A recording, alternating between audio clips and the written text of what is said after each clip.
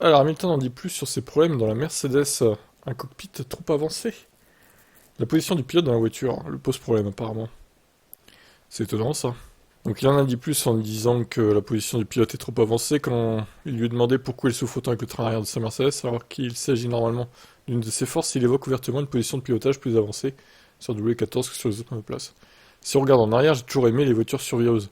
Je ne sais pas si les gens le savent, mais nous sommes assis plus près des roues avant que tous les autres pilotes. Notre cockpit est plus proche de l'avant. Il est trop proche. Lorsque vous pilotez, vous avez l'impression d'être assis sur les roues avant.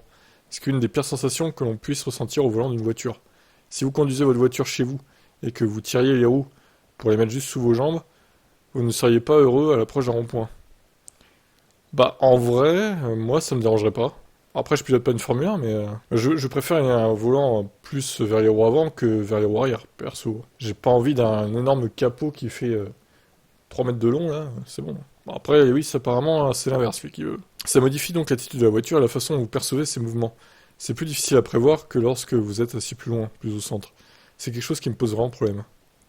Ok, bon, c'est assez étonnant comme problème, je m'attendais pas à ça pour être honnête.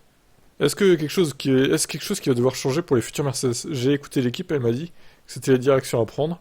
Si j'avais su ce que je ressentirais, ce n'aurait pas été le cas. Il faut que ça change pour l'avenir, sans le moindre doute. D'accord, bon, continuons. En plus de ça, nous avons une caractéristique aérodynamique qui est trop vers l'avant, plutôt que d'être en position plus arrière, lorsque vous commencez à tourner et relâcher les freins, puis de se déplacer vers l'arrière ou l'inverse. Nous avons une voiture qui est très avancée, très sur le nez, au début, puis ça se déplace plus tard. Elle fait donc le contraire de ce que nous voulons, et c'est ce que nous essayons de corriger. Amené à comparer la voiture de 2023 à W13 de l'an passé, Hamilton a également dressé un parallèle avec les qualités de la Red Bull, RB19. La W13 était une voiture avec un très fort train avant, avec très peu de train arrière. Elle était très pointue dès que vous preniez un virage, et très imprévisible, extrêmement imprévisible. La voiture de cette année n'a pas de rebond, il y a de petits restes de temps en temps. Nous avons toujours un avant très fort, et un arrière pas aussi bon que nous l'aurions espéré.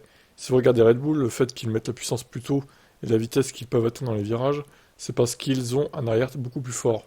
La voiture de cette année est légèrement plus prévisible, plus agréable à piloter en particulier parce qu'il n'y a pas de rebond. Fin. Ok. Bon, ben, on a tout en détail là, de ces problèmes, donc voilà, on est fixé. Ah, et puis la position de conduite, c'est impossible à corriger, hein. Là, c'est mort, hein. Pourtant, on dirait pas qu'elle est plus avancée, la position de conduite, que les autres.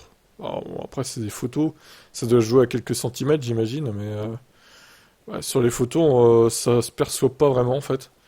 Bon, après, voilà, c'est mieux que nous, hein, c'est lui qui conduit, donc voilà, voilà. Je vous laisse commenter.